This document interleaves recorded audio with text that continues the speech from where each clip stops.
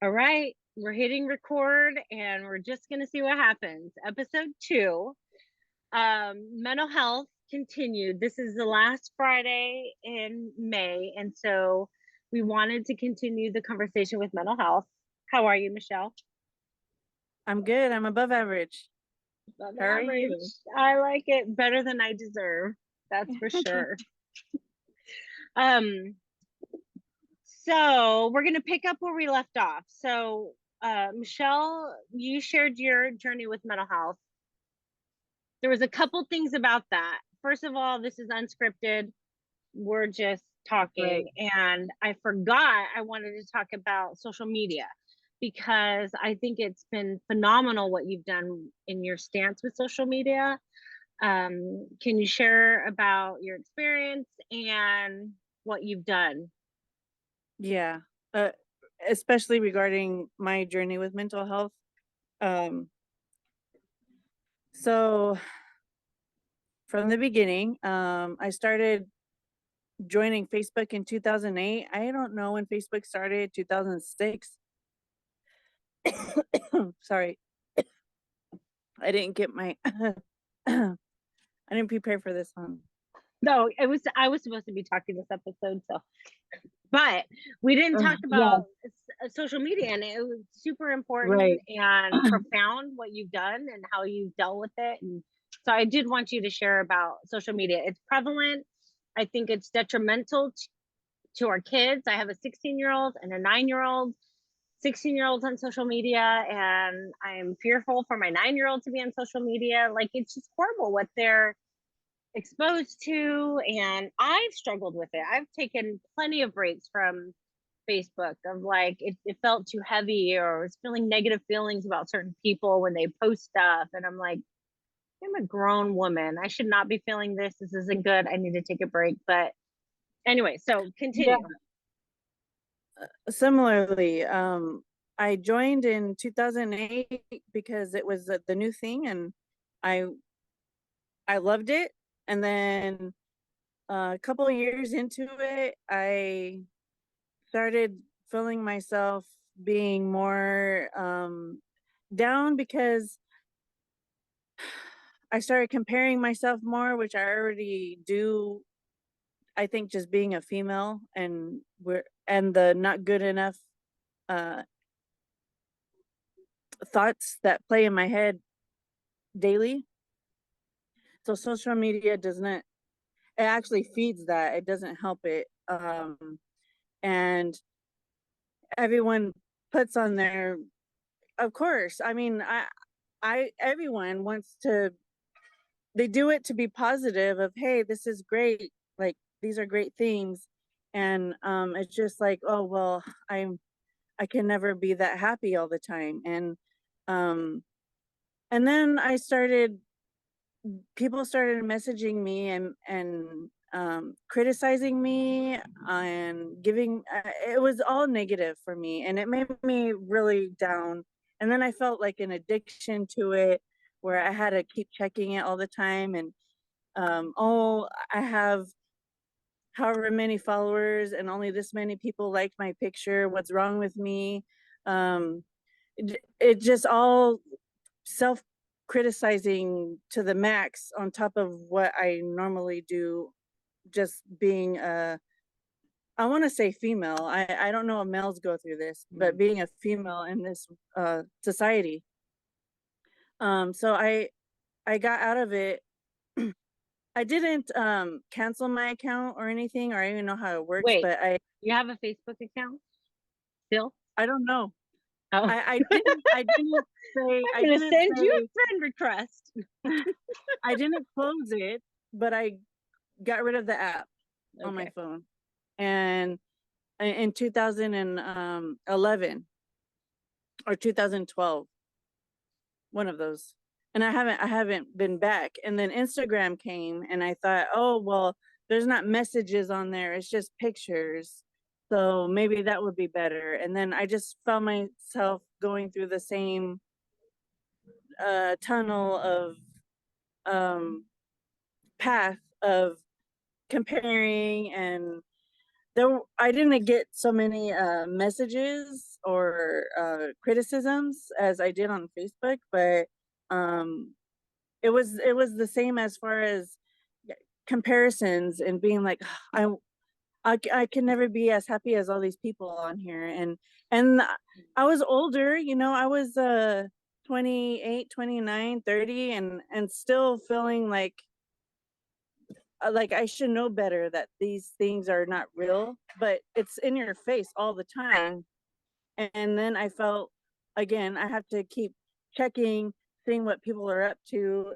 It turned into like an addiction, and I was always on my phone and not present. And me being um lately, the past 3 years, practicing mindfulness, social media is the worst thing you could do, because you're not being in the moment. You're in your head watching all these people living beautiful lives. And instead of being like, oh, good for them, it's like, oh, why can't I be that happy? Why can't I have um a beautiful life like that? And I'm sure I do. But you know, they don't post the negative things. It's always the positive things, because that's what you want to share with people. I get that, but it I felt it draining on me and taking over my mind, that I got rid of Instagram on. So I joined Instagram, I think in 2014, and then I got off it in 2019, right before, or 2020, right at the start of COVID. Um, and I haven't been on it, on anything since then. And it is freeing. I lose my phone all the time because it's not glued to my hip, uh like it would be if I had a social media that I had to check everything. It's I'm always I'm just living my life, and I'm people get frustrated with me not. It's on it's on, have you heard of this, or do you know of that? Or it's nothing really too important. It's just the thing to talk about, the small talk stuff. And I'm like, no, I don't know. And in my head and internally, I'm like, thank God I don't know these things, because this is not what I need in my life. I want to live my life, and I want to, if I want to be in touch with people, then I'll be in touch with people. If I'm too busy with my kids and my family, then I'm doing that right now, and that's what's happening right now. So I it's joined freeing. Instagram because of you, because you weren't on Facebook, and I'm like, well, I call her. Are I'm like, you? hey, did you see this? And she was like, no, I'm on Instagram. I'm like, So then I created an Instagram account. So then I post on Instagram, and then just shared it to Facebook so I could connect with you.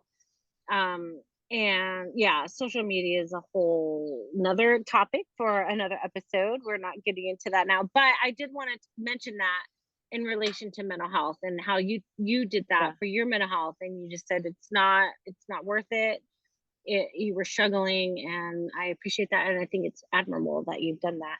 Hey, do you see the sunbeam through the Yeah. screen here? Yeah. It's connecting straight to your screen. It's beautiful. Oh, it's beautiful. Oh, sun shining down on me. All Yeah. right. Something that was so interesting. You see my neighbor mowing his lawn back there? Okay. I We hope you see guys him, can't but we hear can't hear it. Okay. him. Um, Something that was super interesting to me that you had said was that you had heard how people are born affects like their outlook on life or their temperament, or I don't remember exactly what it was, but that you were born breech and a cesarean, and you oh people who are born naturally are more confident because they've accomplished something. And so I that was very interesting. I've never heard that. And you were born via cesarean, and I was born naturally, and I feel like I've been confident, and I haven't really battled with mental illness. I have surely have I had don't bouts. know if it's related to mental illness, but as far as Confidence. um feeling that the need to, you need to accomplish something. uh I don't know if it's more driven or Oh, more, ambition or so something. it all depends on the person too, right? So in my Everything. case, Right. I feel not good enough. I mean, there's a lot of things that contribute Right. to that, and that was probably one of them. I don't Yeah. know. Okay. But Thanks for the clarification. in that survey or study, it wasn't a survey, it was an actual study. Um, the people that were born natural were they're like, they're probably even more relaxed, more easygoing. Like I already accomplished. I I started out accomplished big birth. in accomplishment. Like yeah, yeah. That's and I yeah. So I heard it on a podcast. I didn't see the study myself, and I didn't Look into it. investigate it for the Yeah. podcast. But Okay. I right. But I People do resonated with your it own big research. time. People Yeah. do your own research, and I thought it was interesting because I was born naturally, and I yeah, I I don't struggle with depression or not feeling inadequate. So my mental health journey is well, let's quiz you. What would you say about me? Sister confession. Like Sister how what confession of yeah. Desiree. Oh gosh. In what capacity? Not everything. We're like leaking out our secrets here. Um not just divulging it all, but like when you think about me, what do you think about my outlook on things or You are a positive person. You try to see the best in every situation and everybody. You're an extrovert for sure. You thrive off of other people's energies, versus others who get drained by other people's energies. You get more energized off of other people, and you're very curious about life, and you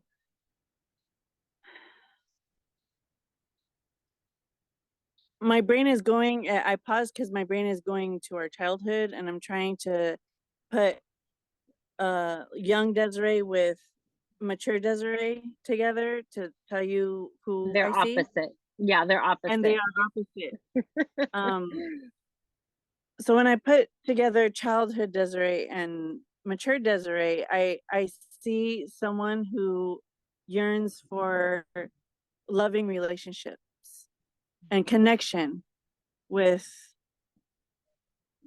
all people. Like that's the core of everything, is you love people and you love connection.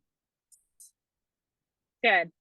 Um yeah, so I took this poll recently. It was last year at work. It was called the Gallup Strength Assessment Poll, and it was a whole questionnaire. And it said my number one. You want to guess my number one strength? What? Oh, I have to guess. um your number one, what of what, like what? What are the options? Yeah, I know. The yeah. Okay, well, so the number one strength was positivity, Oh and yeah. I feel like I'm just like you were talking last episode about enjoying the birds and being mindful in the moment. That's how I lived my adult life. A lot of experiences have contributed to that mindset. But You I'm weren't just taught this? no, Okay. no. I think I it had to was be taught to be mindful. You are uh, naturally mindful. live in the moment. Yes, Yeah. and just grateful. I would say just Grateful. really Okay. grateful. Yes. Okay. Um, and that contributes to my positivity. So my mental health journey, I don't I just have experienced things situationally. Like the first time I had my first experience with bad mental health, I guess, is I am a birth mother. And when I was 19, I got pregnant and placed my daughter for adoption. And that whole experience was horrific and painful. And when I had my daughter, I was 20, and we can talk more about this another time, but I was in the hospital after I had her, and her new family came and got her, and it was really a beautiful moment. And she's in her 20s now, and I'm happy to say we have a beautiful relationship. And her adopted mother is one of my favorite people. We have a beautiful relationship. It's been quite a journey through these years of navigating through this. It's sensitive, and I want to respect her and where she's at with it.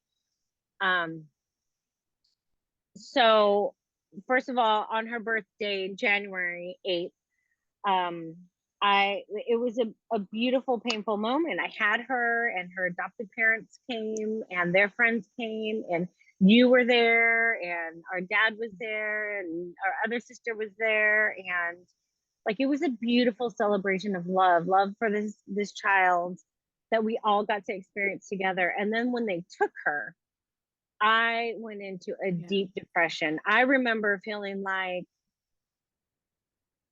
this could be a Lifetime movie. Like, I want to change my mind. Like, what woman could do this? Like, I love my baby. What woman could do this? This is horrific. Like, I just, my mind was spinning of the pain of how could I do this? I love her. I don't want to do this. And that's kind of where that started, and the pain in that way of the loss and grief. And I had a I can hug you right now. I would love your hug. I'm sorry. I can't imagine. Every Giving your time, baby up this wasn't the first time we've talked about this, but every or crying about it. time we talk about this, my heart goes out to you so much, because like me having had Children of kids, like your own. Yeah. having a baby, being in the hospital, and carrying a baby for 9 months and feeling the baby grow in you, and the connection that you have forever with this other human being that you grew inside you.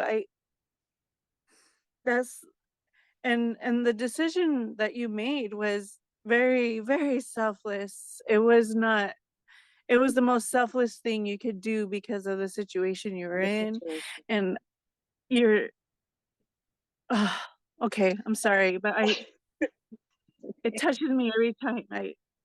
It is, it's been a journey. So I was in an abusive relationship, and he went to jail once for domestic violence, and I knew I did not want my daughter to be exposed to that and live a life like that. And so I chose adoption, and it was one of the hardest things in my life. Like I said, it was like I felt like I was living a Lifetime movie. You see those movies where the birth mom places a baby for adoption and changes her mind, or stalks a baby or steals a baby. Like, I was there. I was there. You I wanted felt all it. that. You wanted your baby back. I wanted, how could I do this? What Yeah. woman does this? So um I was in a really difficult living situation, and I turned to drugs and alcohol, and I smoked a lot of pot, and I drank, and I was just in a really, really tough time at that time for several months. And I'd look at her baby pictures, and I'd listen to songs that I had thought of. And I was always the baby person. Like, I love babies, I love children. And so it was a really tough time. But I remember specifically, I had her in January, and it was around September. It was before 9/11. Actually, I remember thinking, that's how I remember that it was in September, which is ironic because that's 9 months. And I wasn't thinking of timing in that time. Hold on one second. Hey, honey. Okay, what do you need help with? You need a tie? Okay. I don't know where his ties are at. Can you text him? Please hold. He's, hold on one second.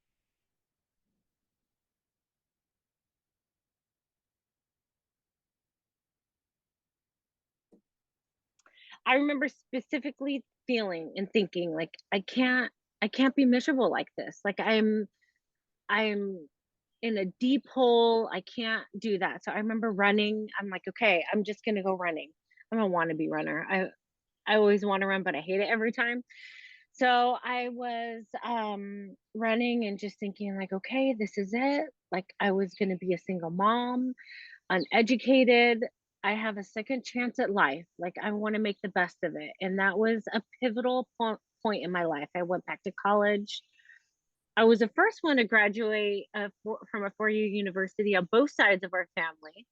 I got my bachelor's degree, and one of the things when I was dealing with that was like I had to compartmentalize it. Like I didn't know how to deal with the grief or the loss, and so I put it away. Like she was healthy and safe and had a beautiful family. Like what could I be sad about? Like it was my own grief and pain.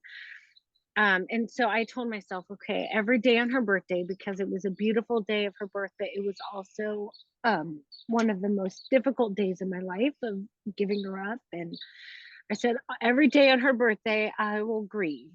This is the time of every other day of the year, I'll celebrate this beautiful relationship that I have with her family, and I got to see her. It was an open adoption.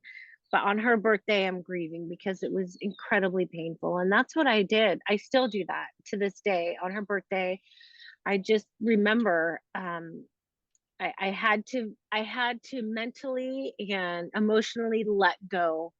And but I allowed myself one day a year. So I go through her parents sent me pictures through the years, and I go through the photo book and the pictures, and I write to her, or I just did different things through the years. She's in her 20s now. So that was my coping mechanism. That's how I experienced um depression in that way, I guess. And Your first time experiencing depression, you yeah, think? yeah, Yeah. Of situation for being that in a hole that situation, you can't get right? out of.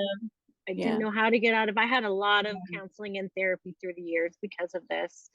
I worked with an incredible agency called Catholic Charities, and I was in support groups, and became an advocate for birth mothers during that time. I went to did some presentations just about my experience as a birth mother, and so that's a little part of my journey. And then the next time, things happen. I I have a question. Yeah. Um, you said you didn't know how to get out of it, and then you mentioned compartmentalizing it, and then you mentioned advocating for the situation. So were those the things that help you get out of it? You also mentioned turning to drugs and alcohol. Well, I want to know what got you out of that hole. I mean, you also mentioned allowing yourself to grieve when her birthday every year. Do you Yeah, just hold it all in and then just let it all out one day a year, or how do you help yourself? mm, How did you help yourself? it's a great question, interviewer Michelle. Great question about the process. So I did get counseling after the adoption, while I was wallowing in my despair and grief, and um, advocating for birth moms. But I mean, it wasn't like superficial, oh, this is what you should do, but this has been my experience, and it's difficult and painful. And I think the change for me was me saying, I don't want to live like this anymore. I can't live like this anymore. I'm going to do something better with my life. Like I remember I was on a run, and just like it was so profound of like, this is it. I can't live like this anymore. And so I got a job, a full-time job. I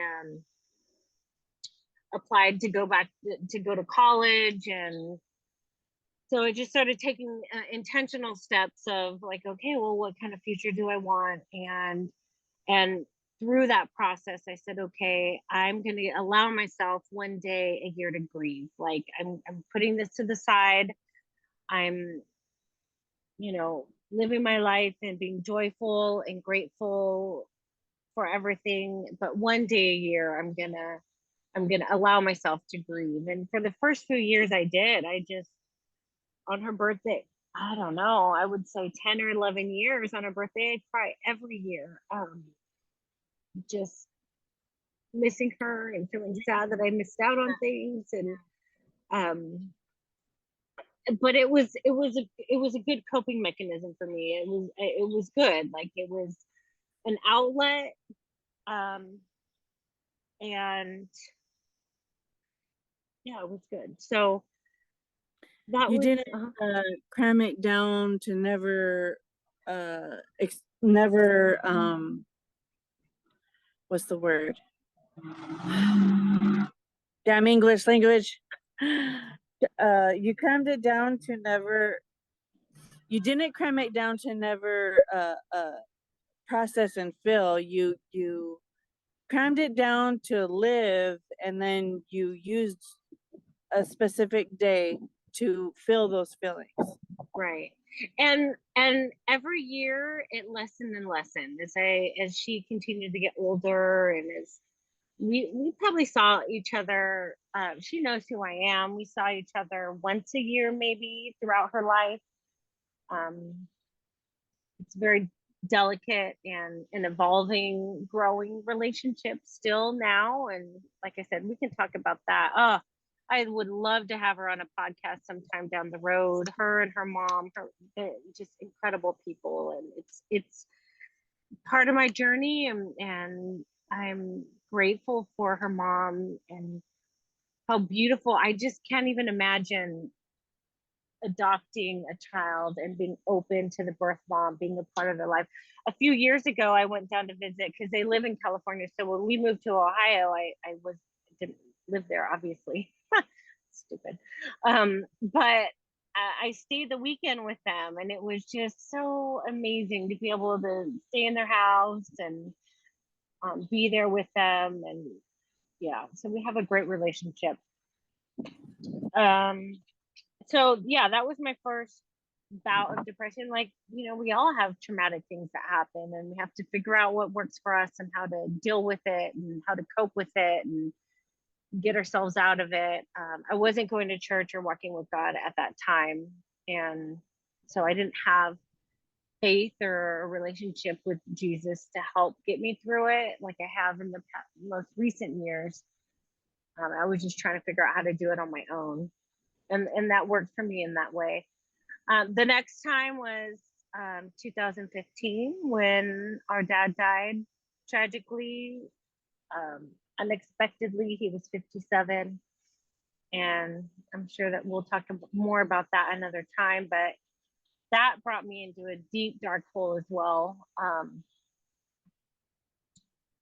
And I drank a lot during that time. I didn't know how to deal with my emotions. But at that time, a few months after he passed away, we started going to church. And that was a wonderful source of comfort. And it was because of daddy's death that got me to back to church. Whenever something like that happens, tragically, death in that way, I was thinking about mortality and death and heaven and hell and the afterlife and all those things. And so once after daddy died, we started going to church, and I have been on that path ever since. Like, you can't get enough. Like, I just 8 amazed years at how ago. yeah, 8 years ago. Amazed at how God puts things together, and marvel at his works and his grace and love and convictions and like all the things. So that was a hard time. Oh, one thing that happened, actually, I'm not an anxious person. I don't have anxiety. I don't deal with anxiety. I mean, I feel anxious sometimes. I don't have problems with anxiety, I'll say, but in 2016, I had this like crazy, uh, my retina detached from my eye, and all the things that happened with that, Michelle, I had to have surgeries and all these appointments and medications, and it was a crazy, crazy thing. But I ended up becoming half blind because of it in my left eye. And one thing that I like got, or something that developed from that, was social anxiety. So you had said I'm a people person and I love people. Yeah. I would feel so nervous going out in crowds. Like I would feel anxiety. It would be hard for me to breathe. Like I was nervous. It was all visually overwhelming for me. Since I couldn't see well, it was super intense. So, and it was so sad that I had that. Like I didn't know how to deal with that at the time. Like, oh my gosh, I'm half blind, and now I'm like don't even like to be around people. Like even like my kids' baseball games. Like it just was really hard for me to see. So I'd feel nervous going anywhere I didn't know, because I it was a really tough time. But our brains are incredible. Like my brain compensated and I can function now. I do still have a little bit of social anxiety. If there's a lot of people, I do feel overwhelmed because it's just visually overstimulating for me. So that's Because another thing is, you're grabbing all the information in the one eye that can see and versus and half the both information eyes. of another eye. Yeah. And half the Right. information. So it's like trying to, Right. well, I'm not doing it. My brain's doing it. My brain has compensated very well. I'm happy. Like, so that was 7 years ago. I do fine.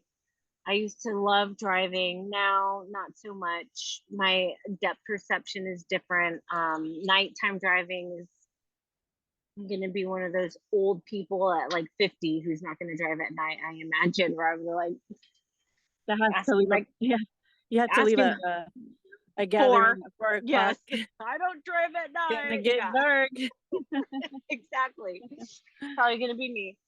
Um, yeah, so it's just one of those things too. Like you never know what life is going to throw at you. At any point you can come down with anything, and you just have to learn how to deal with it. And I've seen a therapist all throughout the years for different issues and different things. I love therapy as well. I see a therapist every week right now. Another one of the most recent things that I was really battling with, I guess it started happening in 2021. It was with a coworker. It was a really challenging work dynamic that I've never had problems working with someone before.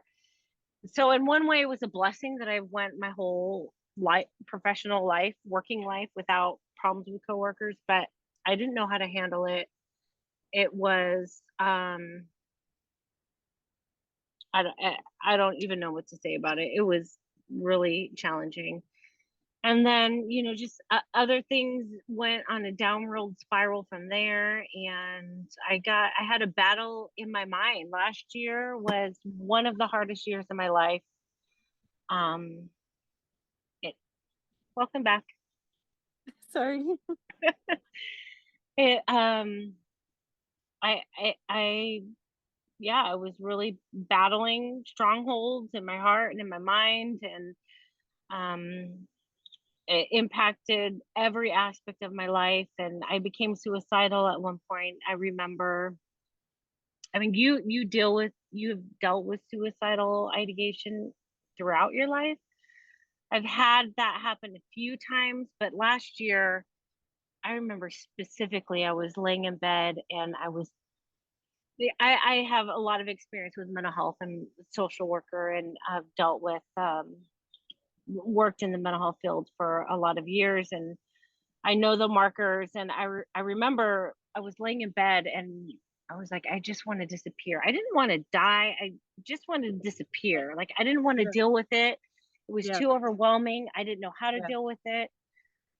And then my mind started like people would be better without me alive, and what could I do? And I was thinking of a plan, and I was thinking of multiple plans, and I was debating the plans, and I was comparing the plans. And I remember thinking like, okay, I probably need to call someone right now. Like I need to call Michelle. I need to call, there's a 988 suicidal hotline or crisis hotline. And I have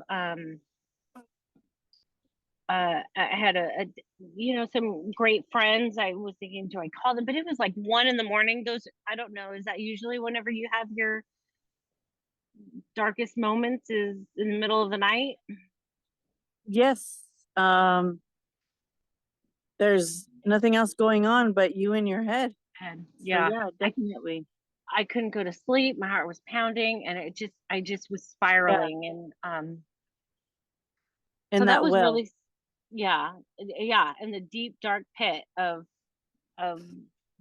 pain and despair. And um I that was scary. And so the next day I called you and told you, and I called my therapist, and I made an appointment the next day.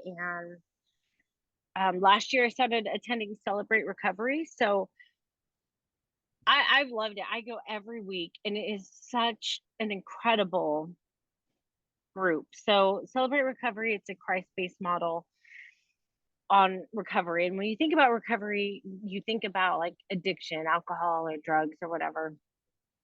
But Celebrate Recovery, it's anything you're dealing with. And that's the beauty of it is people go there. I go there every week, and they're just honest about their struggles, pride, insecurities, lust, pornography, adultery, gluttony.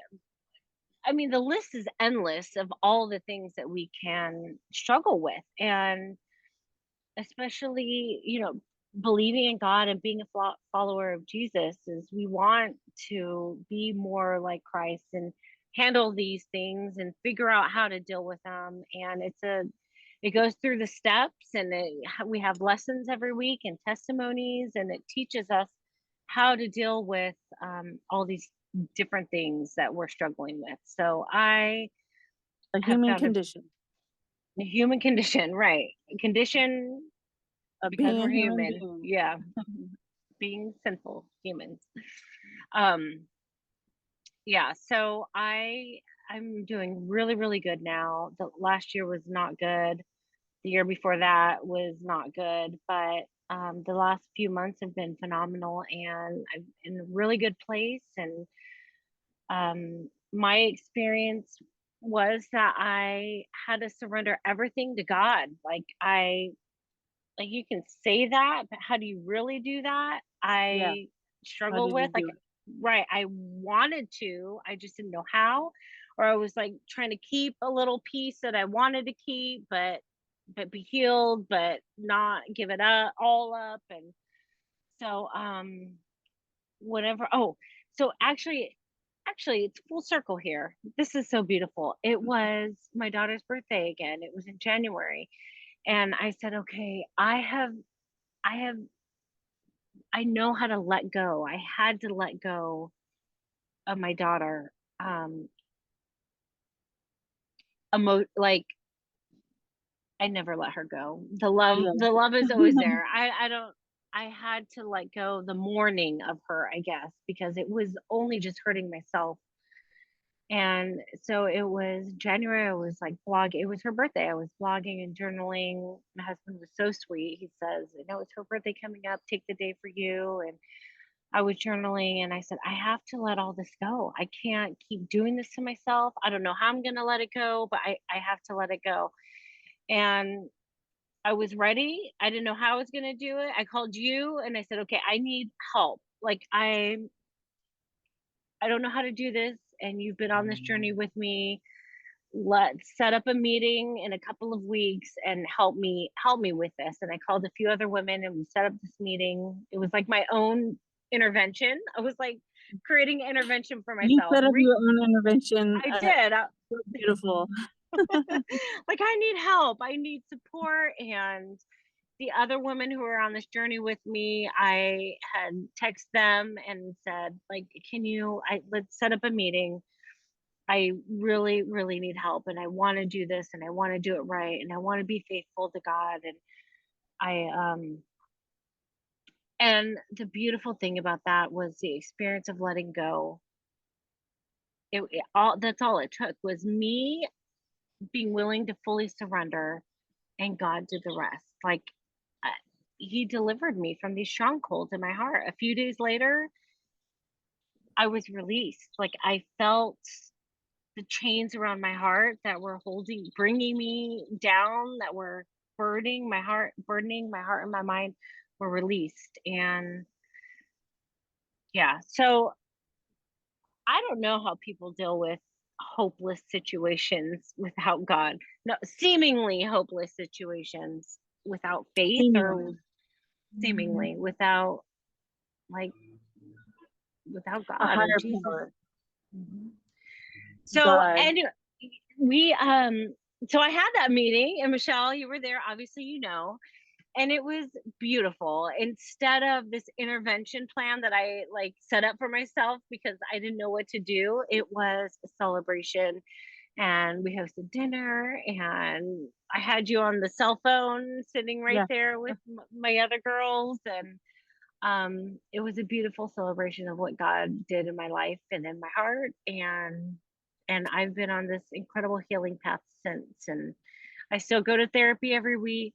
And still go to Celebrate Recovery. I feel like I'm Celebrate Recovery lifer. Like, I love just people being real about their challenges.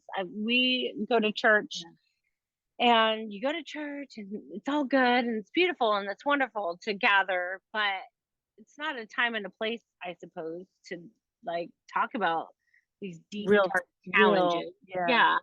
Celebrate Recovery has been that for me, to see like these are people who love God and they're struggling with really, really real, significant, important things. And yeah, so that's been my journey with mental health. It's been, my outlook is generally positive. It's grateful and mindful, and um but I've had bouts of different things throughout the years situationally, and learning how to take myself out.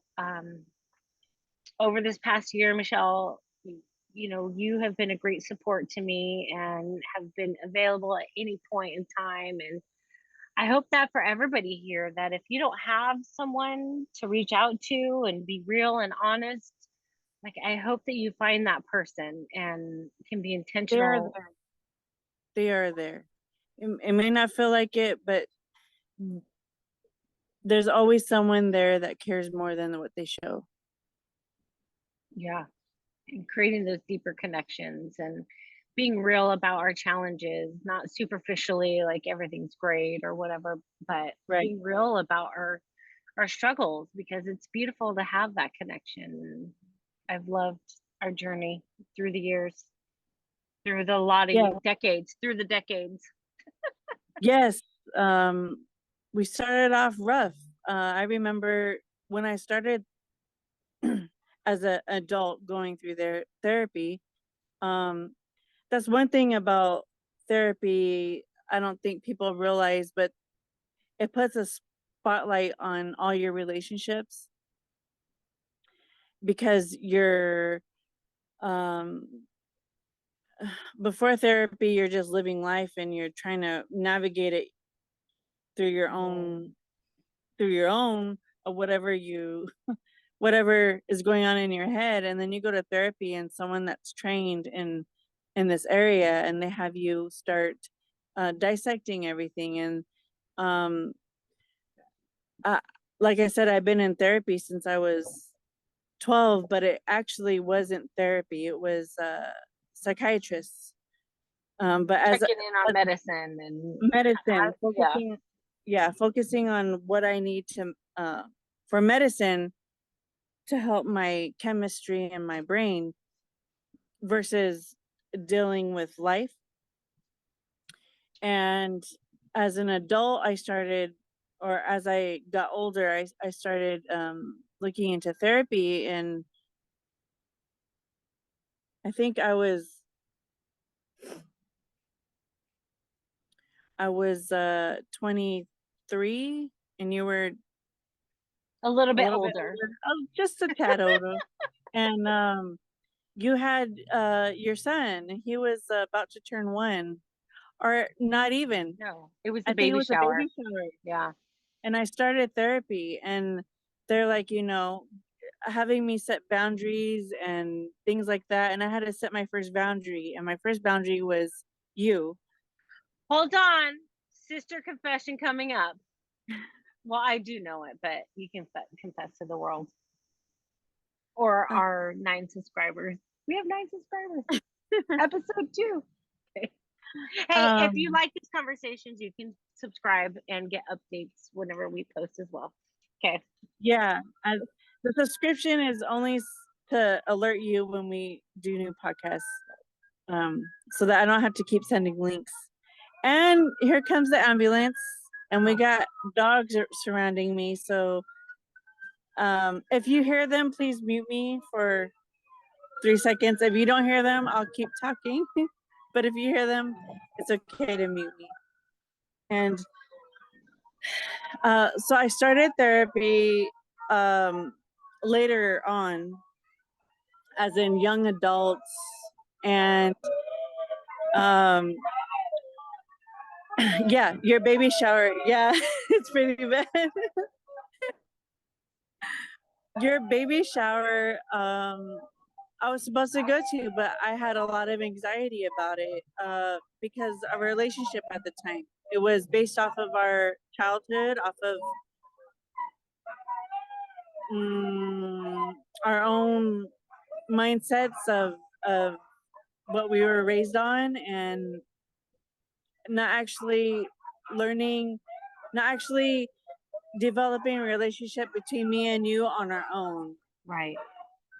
So And I had to set a boundary, though. I wasn't ready. It was giving me a lot of anxiety just to go baby shower, and you had no idea. I had no You idea. had no idea Michelle, until, and that was I like had the no idea. set point of our relationship, because Yeah. it opened the door for you. You're like, what? What are you Yeah. talking about? Right. And I'm like, well, and I wasn't ready. I just started therapy. You're like, I'm not really And sure, but it's not good. You know what? yeah, I do have to say, I'm so glad you brought that up, Michelle. And I didn't realize that was the first boundary. I don't know if I want to say I'm honored or sad, but I'm honored. I'm going to say I'm honored. Hey, did I tell you my strength is positivity? Um, I yeah, it was I the had first boundary I set. I had no idea. And whenever you said that you weren't coming and why, I was heartbroken and I had no idea. But when we talked about it, it made sense to me and I honored that and felt horrible that you had felt the way you did and that I contributed to that. And this is what I've been learning in this past year of therapy myself, intensive therapy in my marriage. We've been married for a while now and we're getting to know each other and communicating better. Um, is that even though conversations can be hard, it's usually through the hardest conversations that beautiful things come out of. And that every time me and my husband have a really hard conversation that's painful and difficult, something beautiful comes out of it, an understanding, a clarity, a compromise. I mean, so It depends on who the person is you're um married, if they're setting these, willing, if they're true, willing. if they're willing. You And set boundaries with people that are not willing, and it destroys, but it that's it a great point. destroys the relationship, but it's a boundary you need to set, Right, for health. or else it's I torturing you. love that you just said that. Um, so I saw this on social media today and I screenshotted it because it was so beautiful. Boundaries. On my Boundaries. on my screen it's backwards. But if you invite someone into your home and they start breaking things and insulting your decor, you don't have to hate them, but you wouldn't invite them into your home anymore. Boundaries are doing the same thing, except your home is your mind. Your home is your heart. Your home is your time and your life. Uninvite the guests who don't know how to treat your home with respect. Oh, Beautiful. isn't that great? That is by Do Zantamata. I'm going to show you again. Yeah, it's not backwards here, so Okay. leave it up there for a minute. That's awesome. And So true.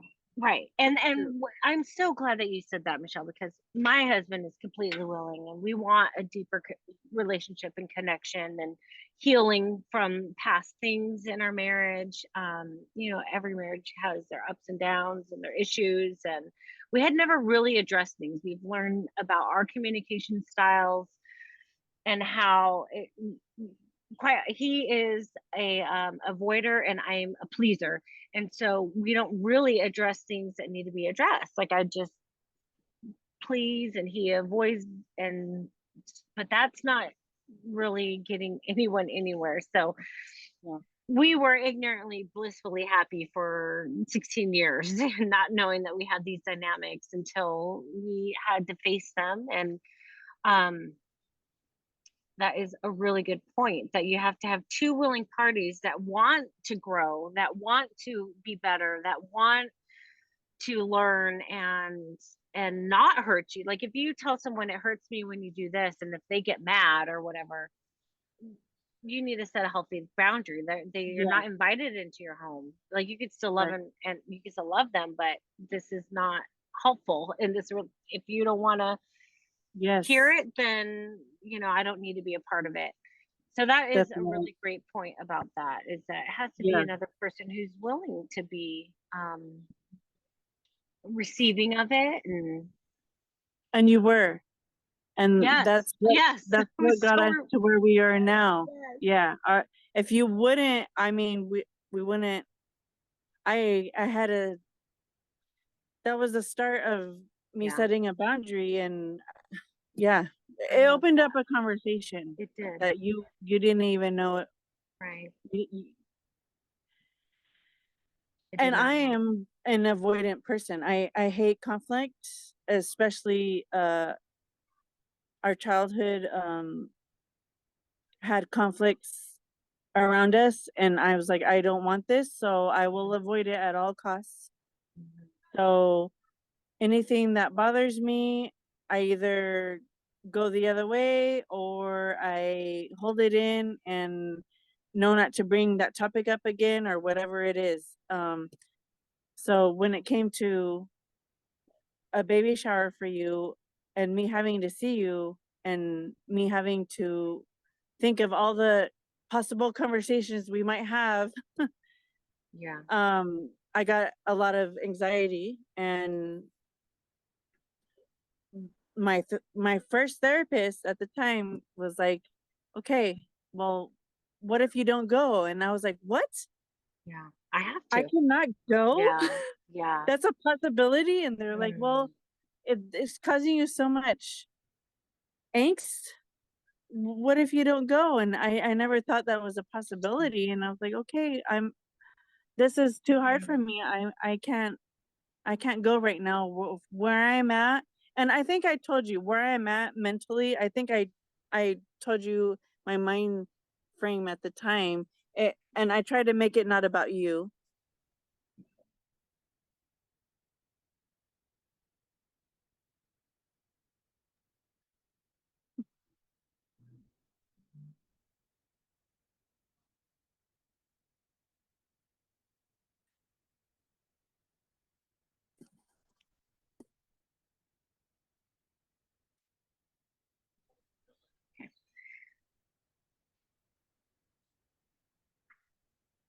Can you hear me? So Hmm. sorry. I have 7% battery on my laptop, so my hero of a husband is plugging in my laptop right now. Yes, it wasn't like when you said that you weren't coming to the baby shower, it wasn't like you Yeah. just said, you framed it beautifully, and it was, do I look dark in this Yes. video? Okay, Yes. it's because my laptop, oh, okay. shall be light. Repeat that, Mich- what you said. I said, whenever you shared that you weren't coming to my baby shower, you didn't say it was like you had shared, I'm having a hard time right now and I'm I'm going going to through, yeah. yeah. And it was I made it about me and not about you. right. Yes. And we had a beautiful conversation and it was painful. Like it was painful for Yeah. me because I had no idea. And I think that's such a good point about just relationships and being honest. Like the other person might have no clue. Right. And if you're struggling to be able to say that and be honest about what's going on, I'm plugging in my laptop, sorry. I'm so glad you brought that. I didn't realize that was your first boundary. What what a heartbreaking honor. And here we are, sister confessions, talking about it. Yeah. And I remember you sharing about your experience with that, and it was in relation to animals, otters. I don't know why otter comes up in my mind, but you were like kind of just learning, like, okay, different people are like different things, Yeah. and so just your experience in therapy with that and bringing it up. You know, I know that I was horrible to you guys, you and our other sister growing up. I have a lot of I feel horrible about it. Michelle, you and I have talked a lot about it and I've apologized. That's I think, considering the circumstances of our childhood and different dynamics and everything, that contributed to how I was, but that wasn't intrinsically who I was. I feel like that was like an environmental influence that shaped how I behaved. And once I moved out on my own, I came into my own, and then that's not who I am. But those childhood experiences are formative and can create trauma and can create um like mindsets that need to be Mindsets worked through. and boulders in relationships. Boulders, that's good. Yeah.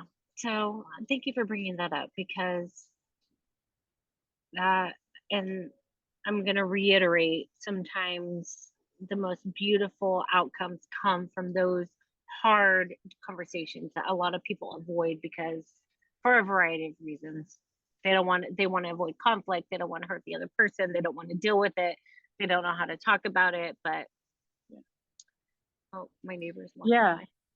And at the time I was in therapy, so I didn't do this all on my own. I was guided, and I spoke to you, and then I spoke to the therapist, and it wasn't just me navigating through all this.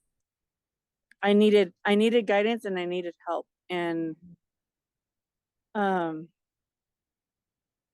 so for the listeners, if you do have difficult relationships where you feel like you need a set boundaries, there's a lot of things out there to help you with that, but I wouldn't do it alone. I would have guidance, because it's hard, and it's hard to set boundaries, and it's hard to set boundaries when specific people that you need to set boundaries for are not Receptive. easygoing. I Right. mean, that's why you're trying to set a boundary, right? They're not. It's it's a difficult conversation. It's something to look into. Yeah. Yes. All right. Well, I think this is good for tonight. I don't know where we're at. So, by the way, for our pilot, I was like, "How long do you think our podcast will be?" Yeah. And you're like, an hour, and I was like, "No way! Like, what are we going to talk about? I mean, we could talk for hours, but what are we going to record?" And then our first episode was 1 hour. I have no idea how long this will be. Probably about the same. I don't know. But if you do like what you're hearing, we would love your feedback. We would love to hear, if there's any topics that you want to hear more about or conversation about, or comment if you have experience in anything that we had talked about. And stay tuned. We're going to plan on doing this weekly. We're going to hit record and see where it goes. And Hit record and we, see what happens. yeah, we're going to just hope that we help one person through our journey and our experiences and our conversations. So, Michelle, even if no one watches and it doesn't help anyone, I do have to say I enjoy these like Zoom conversations. This is good to Yeah, see you. it's good to see you. Yes. All right. Well, stay tuned for the next episode. And Michelle, we'll talk to you later. Yeah. Talk to you later. Love you. Bye. I love Bye. you.